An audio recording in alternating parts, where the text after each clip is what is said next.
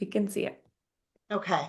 Josefina, you did a really great job setting up 30 by 30, but I always like to start with a little bit of context of how we got here. So 30 by 30, the effort to conserve 30% of land and coastal water by 2030, is actually a global effort. So there's more than 190 countries that have signed on to it because California loves to be, kind of a leader and the first at all things. We were actually the first US state to have a commitment to 30 by 30. Governor Newsom issued an executive order in 2020 establishing this as a state objective.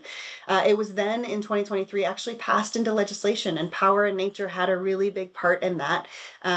Many of the groups, I don't know if you were officially called Power and Nature at that point, Sandra, but many of the groups that are part of it really advocated this to make this part of legislation in California. So it is now a law in California, but I do like to point out that this is a target for California.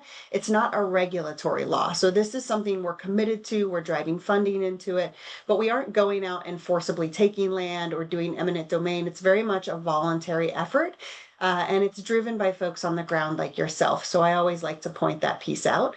There was also a federal America the Beautiful. Unfortunately, that was rolled back in this last administration, federal administration, but the state of California remains strongly committed to 30 by 30, and we're making really great progress on it. I also like to back up and have folks remember what 2020 was like. It was the beginning of the pandemic, so a really hard time to start a robust public process. But that's what we did. We spent 18 months working throughout the state to try to get input on how people thought we should reach this goal of 30%. So we did over 70 tribal consultations and listening sessions. We did regional workshops in all the regions you see posted on this map. We had an online survey. We received thousands of comments and some very lengthy letters. And then we had expert advisory panels that came together to really help us dig deep into each of the questions around climate and equity and conservation and really coastal waters and lands. And so from that, we came up with what we call the Pathways to 30 by 30 document. It's online. You can go look at it. It's really our strategy roadmap for how do we get to the 30% in California. And one of the things that came out of that process is really that we needed a strong definition for what counts for 30%. Even though this is a global movement, many of the international countries didn't end up signing on until 2022. So our effort to define what counts and doesn't count preceded the global United Nations effort. But we're really proud of the definition that we came up with members of the public. So there's two key pieces of it. Lands need to be durably protected. So that durability is the first key piece. And what that means is it needs to be hard, very hard to move it out of conservation. So it can't be easy to move it into a Walmart or a housing development. And what this usually means is some sort of deed restriction. So that can be a conservation easement. There are other types of deed restrictions out there. From a federal lands perspective, it needs to have a high bar of federal protection, something that takes an act of the president or Congress to overturn. So that durability is the first piece of the definition. The second piece of the definition is it needs to be managed for biodiversity. The primary goal of 30 by 30 is really to help recover biodiversity because we were seeing catastrophic biodiversity loss across the planet. This doesn't mean that the land can't have other uses, right? So it can be an area that has well-managed public access. It can be an area that's a working landscape, but that biodiversity management needs to be one of the top priorities for how that land is managed. So here's where we're at today. So the report that Josefina mentioned, it is online. We released it in July. We're currently at 26.1% of lands meeting that definition and 21.9% of our coastal waters meeting that definition. Since we released our initial strategy in 2022, we've added about 2.5 million acres to the overall count. It's worth knowing that those additional acres represent a different, like a broad suite of things. So it's new acquisitions for conservation. It's new easements put on land for conservation. It's also areas that have And increased levels. Oh, is there a question? more like I think we're not fully in presentation mode. Oh, oh, I you should have jumped in. Here, hold on. There you go. How about that? I thought it was fine, and I was like, you know what, actually, Huh. thank you Just so gotta much. switch it. Yeah, you got it. Do you Even want me better. to start over? I'm just No, joking. no, no, no. Over. I'm just joking. Well, good thing. I don't think I had any notes in there, so I think this is better now. You can actually see the map a little bit. Thank you, Josefina, for flagging that. Oh, so the types of lands that are added. So new conservations and easements, it's areas with increased levels of protection, like national monuments that we saw designated in this last year. Satitla National Monument being one up in your region of the world. It also represents ancestral land return. So there's been a big effort to work with our Indigenous partners to return land that was taken from them. There's much more to do on this. We've taken baby steps in this direction, but there are efforts to make sure that funding can go to tribes so that land can go back to their management. That's a piece of it.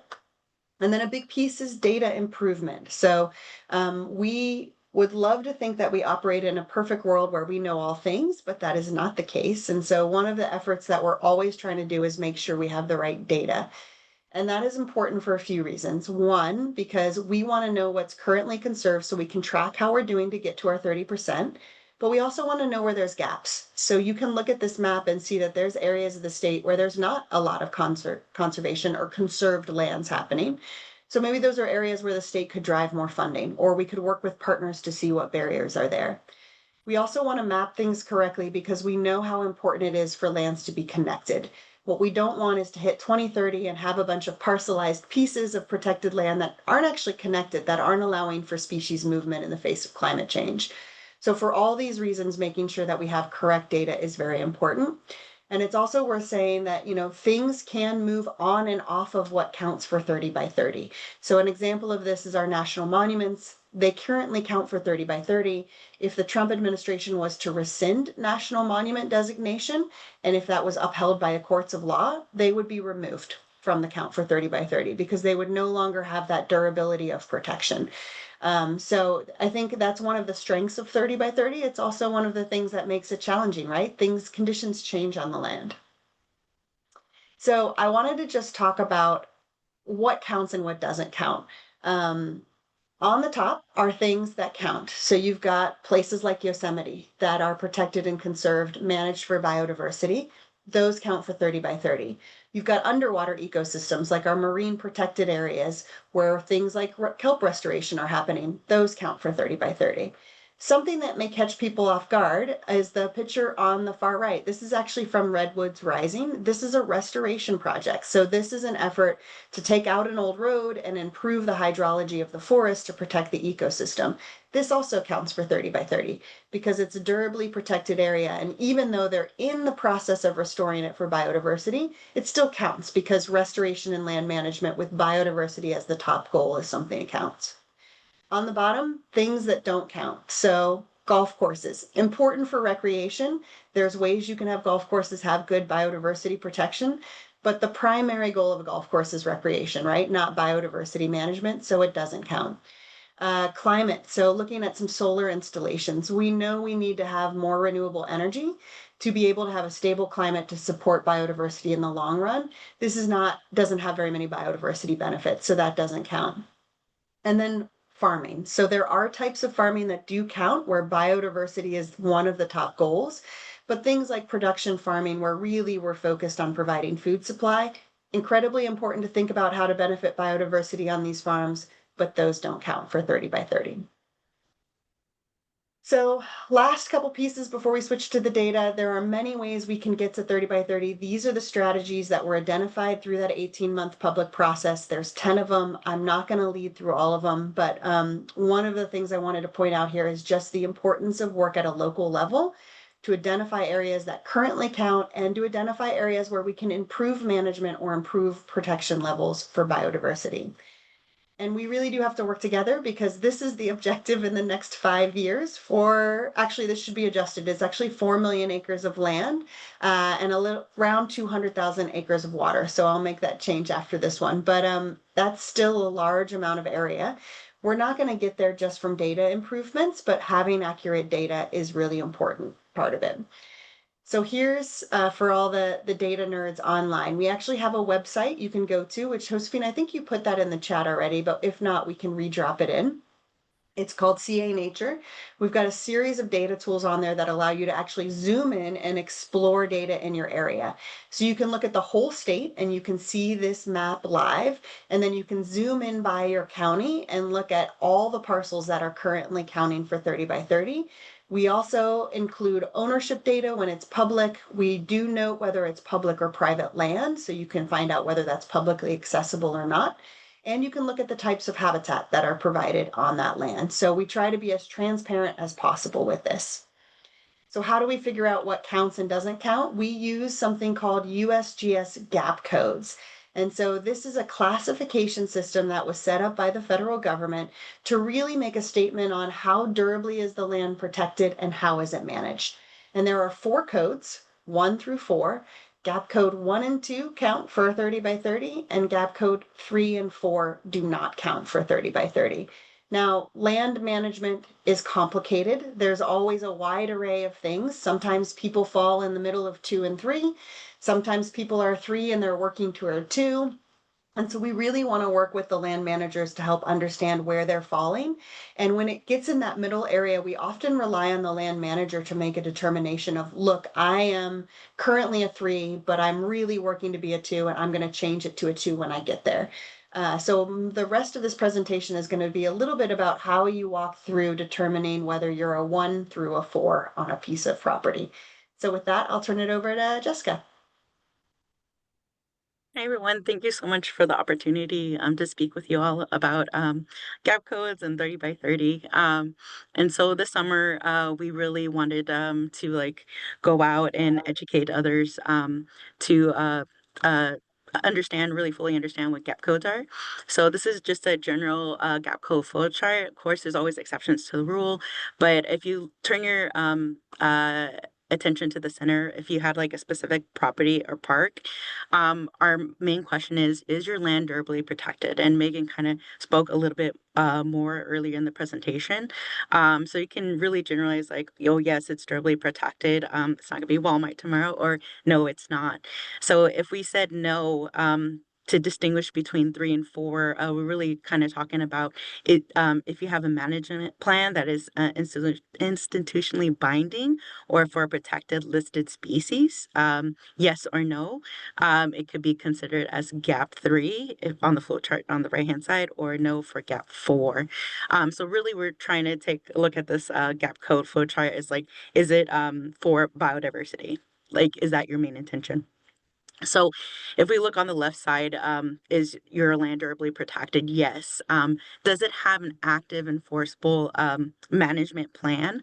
Yes or no? And then if it's going to the yes side, are your top priorities for the uses of the land not, or sorry, are the low intensity uses for biodiversity is not a top priority? We can like section that to gap 3. But if it is, uh, if your land is a top priority, then it's a distinguish between 1 or 2, which is really the disturbance are all natural disturbances events, fire, floods, and native pest outbreaks allowed to proceed or mimic on your land. Yes, that's gap 1.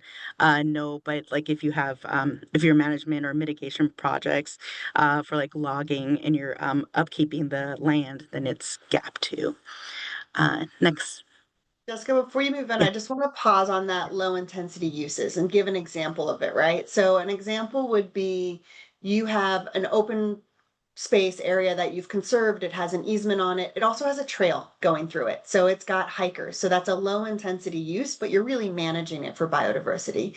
Another example could be, you've got a forest and you're doing forest health projects with a focus on biodiversity, wildfire preparedness. Those are your driving targets of that, but you are still doing some forest management under there. That's an example of a low intensity use where biodiversity is your highest priority.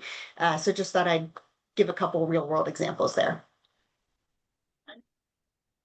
So there are 2 main databases that we work with our partners from Green Info Network. One is California Protected Area Database. It's in existence for over 20 years. It's a GIS inventory open land protected area. It consists of national, state, and regional parks. Has large and small urban parks that are mainly open space. There's land trust preserves, special district open space lands, and something to keep in mind that this database is continually updated. So it's a start. And if you can go to the next slide. we also have our conservation easement database. Same thing as GIS inventory of conservation of all open space easements. And this includes land trusts, nonprofit organizations, local jurisdictions, and state and national government. The CCED does not account for information on private landowners, temporary easements, or which portions of the property are subject to easement. So something to consider with these two database, if you can advance to the next slide, is that this is our working start. So over the summertime, this is how we identified areas of opportunity, who to contact from the state, local counties, and districts. Just because the spaces are in this database does not mean it immediately counts for 30 by 30. And so this is where we need your partnership and help, is basically to confirm this data to see if it's correct in these databases or if there's any missing data.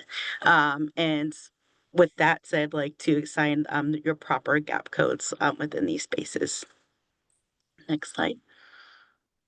So Megan talked a little bit about the California network. So if you go into, I just kind of pulled up your county, Humboldt.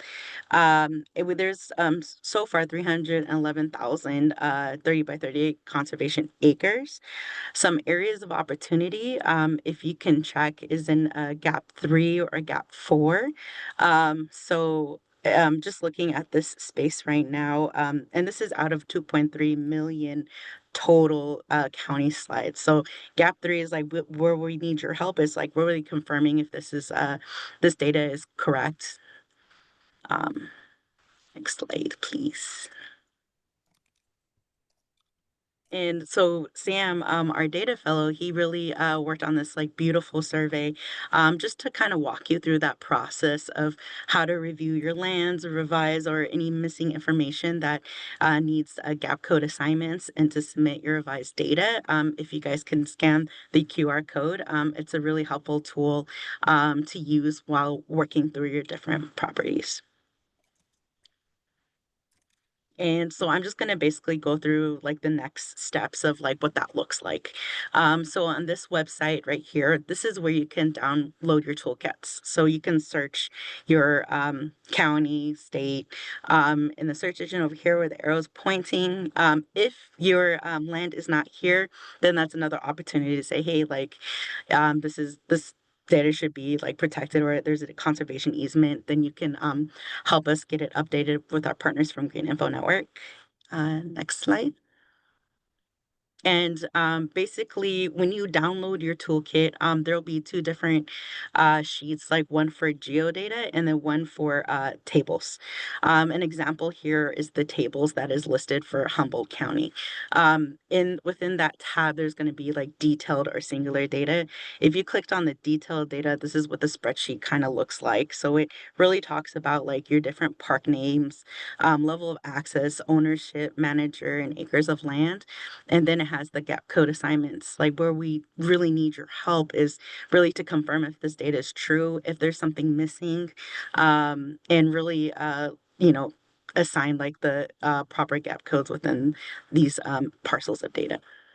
Yeah, Jessica, before I advance, just so this is the County of Humboldt lands that we've got in those two databases, and you can see that they're all designated right now as gap 4.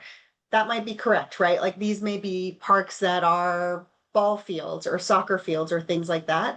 But some of these might actually be more open space parks that are managed for biodiversity, but right now none of them are counting. So this is just one example where you could go by a landowner, pull up what you think would be counting and say, oh gosh, none of this is counting. I actually know Big Lagoon Park, that's primarily managed for biodiversity. That should be a gap 2. And that would be incredibly helpful for us to correct our information. And even with that said, if you can go back, sometimes like folks are confused, like, oh, like I have a parking lot like in this space, and you can like designate like percentages of your parcel. So like maybe like 10% and then 90% like gap 2. So something to like piece out or ease out. It's a great point. So the Yosemite example earlier, right? Obviously that's got some big lodges in it and it's got some parking lots. And so if you were to look at the Yosemite data within our data set, it would show the vast majority of Yosemite counting, but a portion of it not counting because some of it is used for things that aren't for biodiversity. So we're trying to be as transparent and correct as possible on this. This is really cool and also so fun to see like my home parks listed and like, oh, I know what that looks like. And also there's a question in the chat. They asked if you guys could post the link to the toolkits to download or also the search page where we can look for the landowners, like this little search page right here. That'd be great. Yep, Jessica, we can do that after we chat. Totally. Perfect. So basically our next steps for landowners and managers is you can do two options. One is to fill out that survey and it kind of walks you through the process, or you can do it yourself with option two. And then this is the link. It's basically use that toolkit that we showed you in the presentation, and then basically confirm if all the gap data is correct. And then I didn't talk about geospatial data, but if you do have GIS, that's a really good opportunity to like create like, boundary lines to see if anything's updated, and then sending that data as well. I just simply showed you the table data. And then three is to assign those gap codes to your land and really to send all this information to CPAD at californialands.org. And then next steps for nature advocates is really to check out your lands in the region. Use that California Nature Data Explorer that we had showed you with the county. You can look up any different counties in your area. And then you can also contact CPAT as well, fill out those survey, and really be an advocate. Contact your local city, county, parks, water district to see if their lands count or not count, and just ways to improve like our data accuracy piece. So with that said, we're so grateful and thank you so much for your partnership. And yes, thank you for the opportunity to sharing our information. Yeah, and we tried to save a lot of time. I'm happy to pull up the website and look at the data real time if that's something folks want to do. I do just want to close by saying, 30 by 30, one of the first questions we always get is how much counts, what's the numbers? But really, I think it's important for all of us to remember that this isn't just a counting exercise. This is very much about what happens on the ground for biodiversity, for climate, for equitable access. Yes, the numbers help hold us accountable. They help us drive attention to it. There's a transparency level there, but it's so much more than that, right? It's about the plants and animals and the places that make California special and unique. And the only way we're going to get to 30% is by working together across all levels of the state and all areas of the state. Particularly now, as we think about the federal government owns and operates roughly 48% of California's land, we aren't expecting to see any improvements in management or federal levels of protection on those lands for the next 3 years.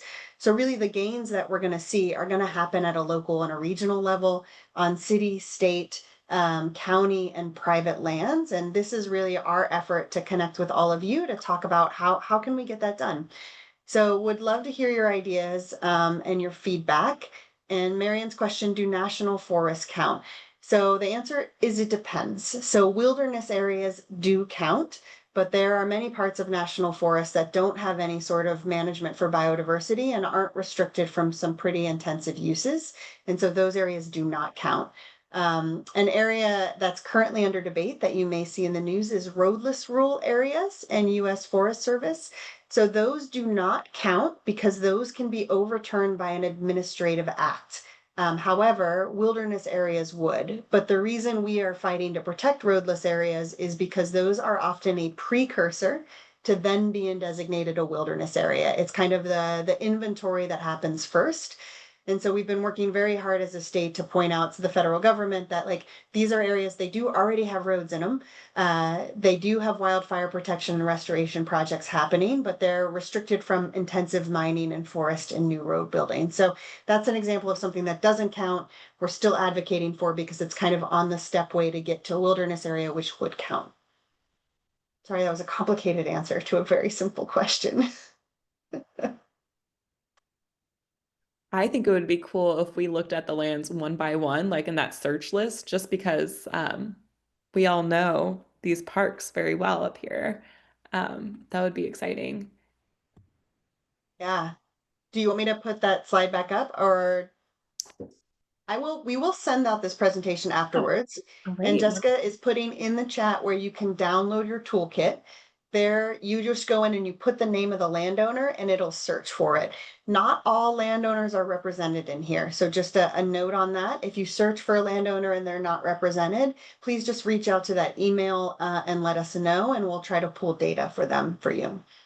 Or fill out the survey. It's the other way to do it. Great. Yeah, that's awesome. I'll be sure to circulate this to all the registrants for the webinar. And someone put in the chat, it looks like the 2024 San Gabriel Mountains National Monument designations haven't been added yet. Great. We will add those. Thank you, Dan, for catching those. We appreciate it. Yes, Those are, please do flag these things. It's amazingly hard to look at 100 million acres and catch all of the things that need to be added. I can imagine in some of the parks that were up there, I'm like, those are definitely managed for biodiversity. So I can go tinkering in there later, which is so cool. And this is awesome.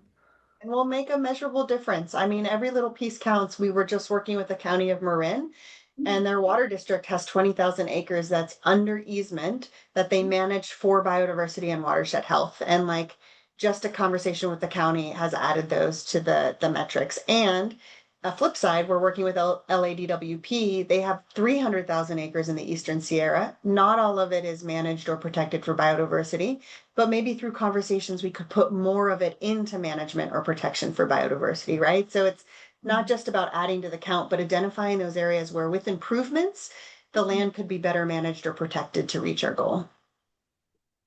Certainly, that seems like the one of the coolest parts of it. I also loved your QR code that's like for nature advocates. Like it's so for PIN. I love it. Sandra? Yeah, thanks so much, Megan and Jessica, for this presentation. And we all work so closely with you, and thank you for your support of Power in Nature. I was just curious about, we saw the allocations of Prop 4 funding in the legislative session that all of us were very excited about.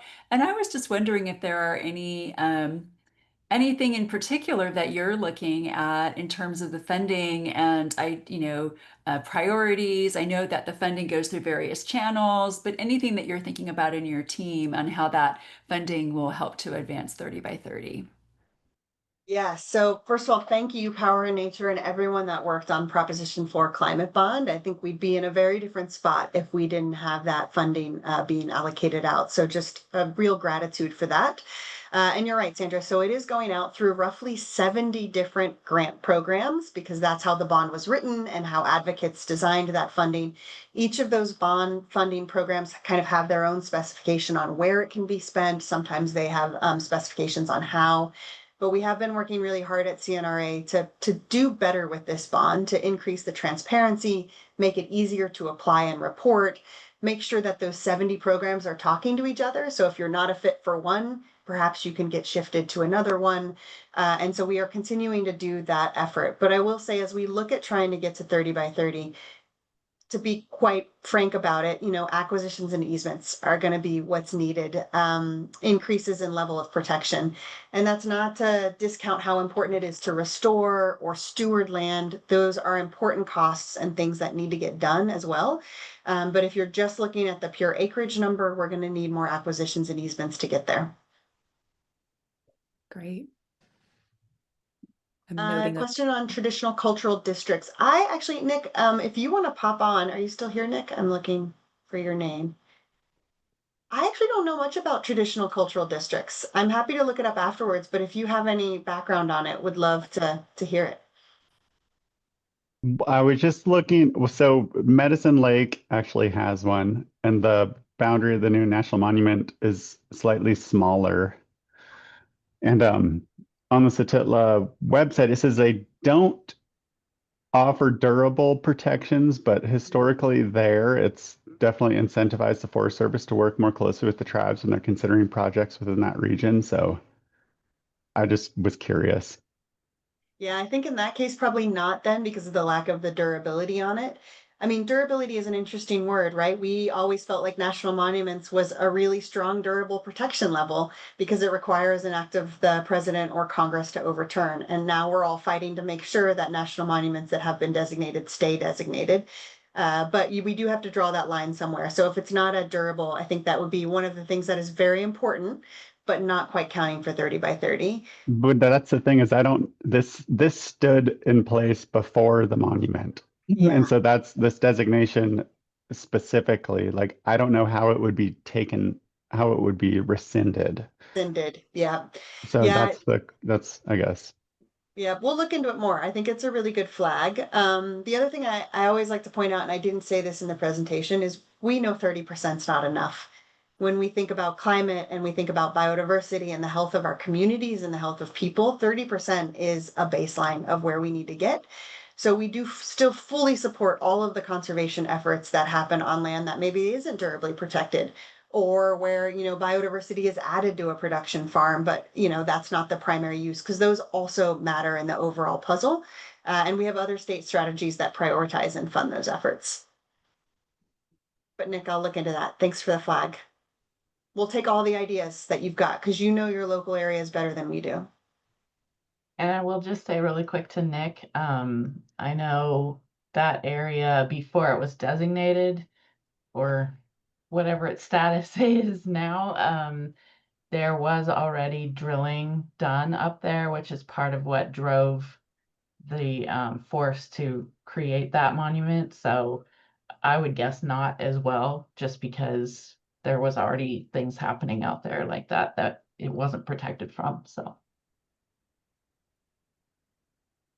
Yeah, it's kind of like areas of conservation, ACECs, areas of conservation and ecological. I'm not going to get the acronym right. ACEC lands on BLM.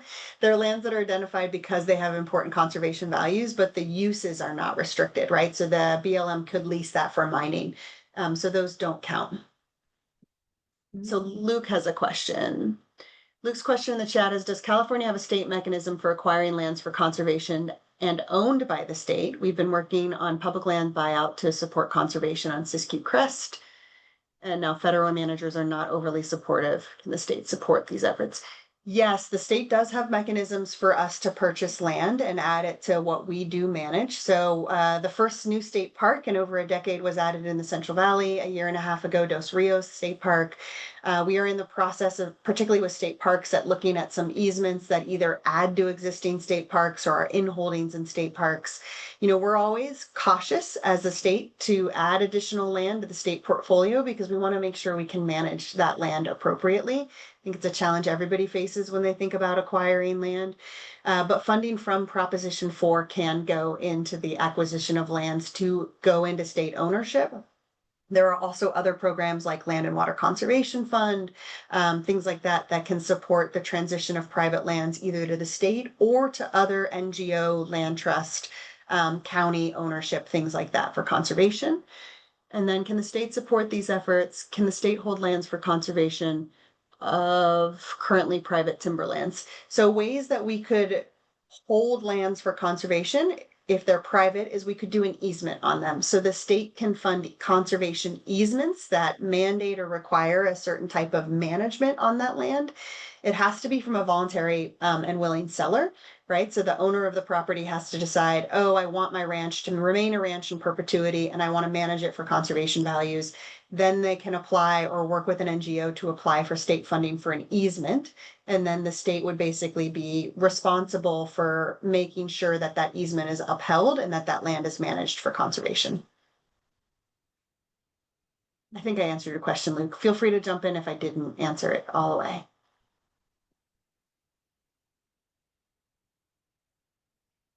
Nick, do you have another question? Yeah, I was trying to flip back to the that toolkit, searching for spots. This is a specific question, but I'll try to be sort of nebulous about it. State purchased property, super high potential biodiversity opportunities, and yet it's being managed more as a hook and bullet property, public access denied, water that was to be left in stream sort of no longer able to see whether that water is actually getting dedicated via 1707. And what can we do to put pressure on, like, in those mechanisms to the managers of those properties to actually fulfill, like, what I believe taxpayers thought they were getting when they bought the property, and move it towards focusing on broader biodiversity versus just sort of wildlife management for killing the wildlife. Yeah, a couple thoughts on that. So generally, when a management plan is created for a state property, there is a public process on that. So if that management plan is already created and it went in a direction that you didn't want to see, you can also always send letters, you can send emails, ask to meet with CDFW, who I assume is the property manager on this, or with us to talk about that specific property and what else you would like to see happen on that. I hear They've you made about that totally, they've made that totally non-public, that process, we'll send an or email. insinuated that it's in development and not ready for the public to see. And this is going on 5, 6, maybe 7 years now. Well, send me an email separately on that one, and we'll talk on that property specifically. I will just address the hook and bullet crowd. So the primary way that we fund restoration and management on many parcels throughout the state is through something called Pittman-Robertson, which is a tax that is put on hunters and fishers. So I think we can all have our own opinion on kind of that line of recreation and that line of going out and taking of animals, and also just an acknowledgement that, you know, the funding and much of the conservation that happens is often being driven and advocated for that by a group. It doesn't mean we need to shut things off and keep them separate and only allow access for hunters. I just like to point out that it is a bit of a nuanced, and many of those hunters and fishers see themselves as real conservationists, right? Like they rely on healthy ecosystems to be able to continue their sport. But Nick, let's connect on that property. I put my email in the chat. Megan. Dan, you are a data finding machine right now. I love it. So Dan says Santa Monica Mountains National Recreation Area are not on there. Thank you, Dan. My pleasure. Thanks for all of your work. I feel like we should just set Dan up with a computer and a couple cups of coffee and let him run for I'll keep looking. Thank you, I Dan. just got 120,000 acres. No, that's amazing. A good chunk. I will say our goal for this year, just for this next report, which we hope to have out in summer. So we do the public update of data once a year. So we spend the year trying to get all the data correctly. Our goal is to add 900,000 acres because that would take us to 27%.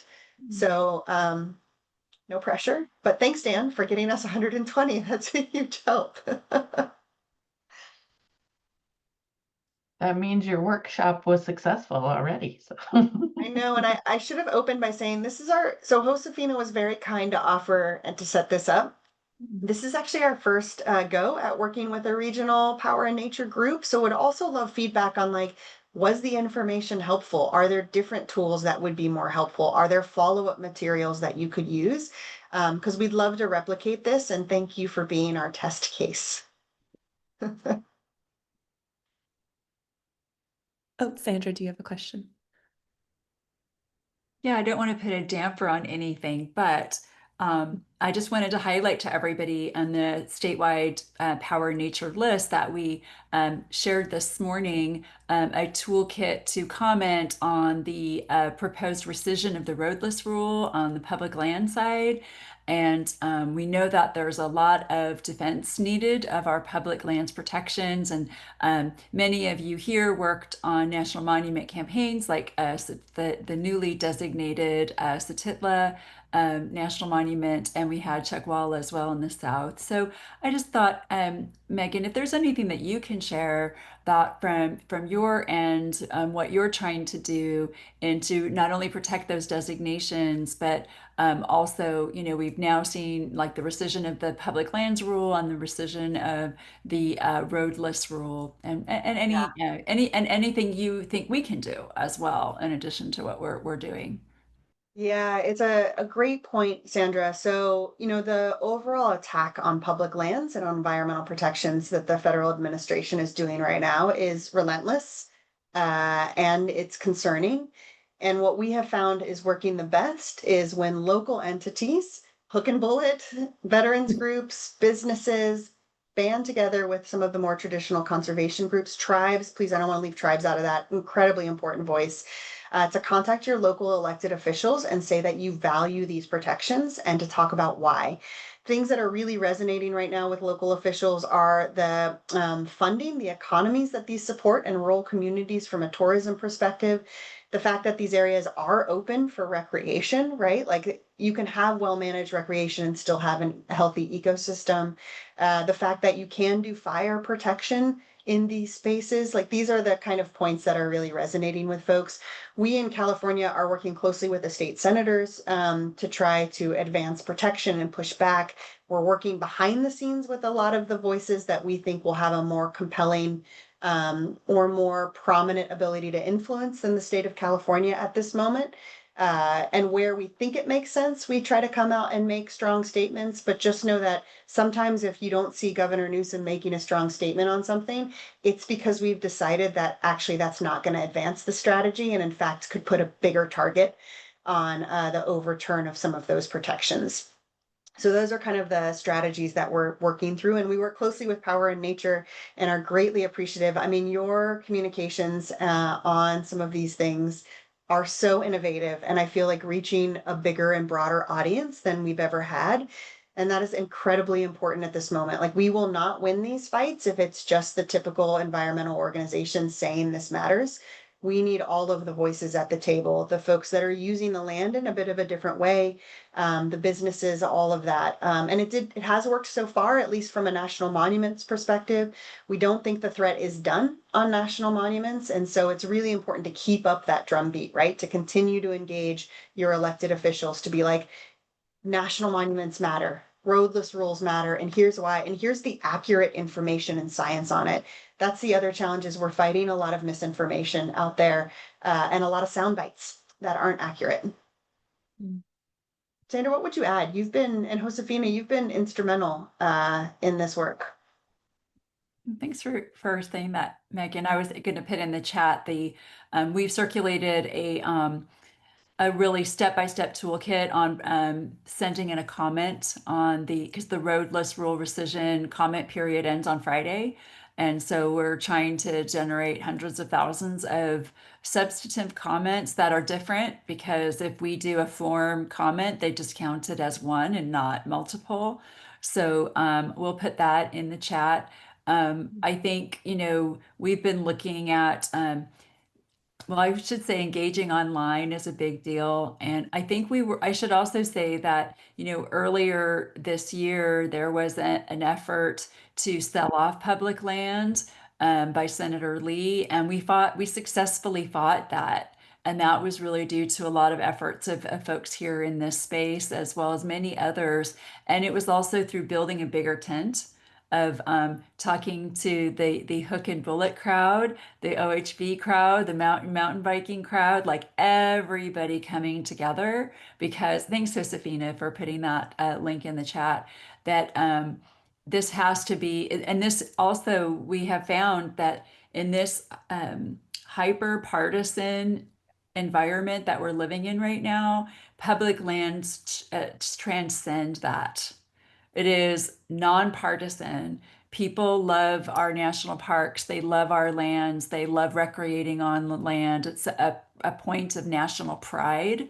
And I think that when we feed into that and we reach out to everyone and speak to everyone about it, that it will make a difference. We've seen some success, and I think we just need to continue doing more of the same. But it's going to take all of us, and it's going to take a consistent, persistent effort over these next several years.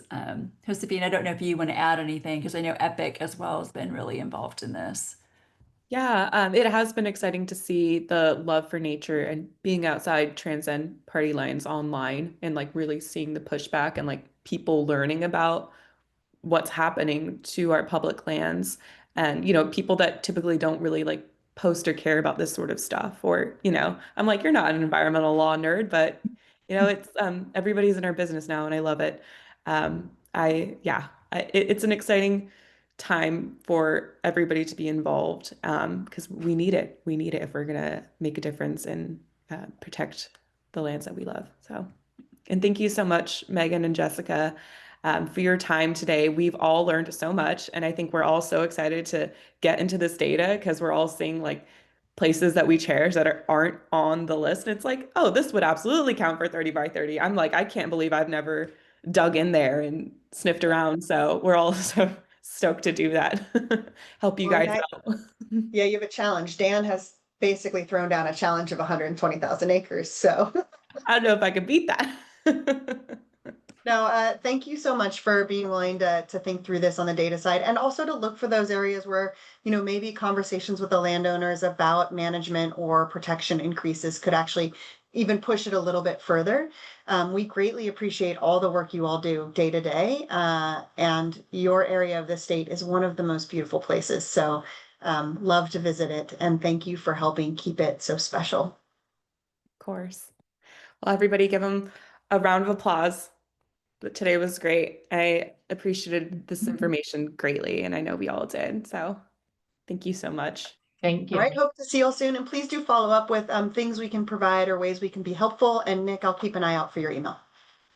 Awesome. Thanks, everyone. Thanks all. Thanks. Bye. Bye bye. Thank you. Mhm.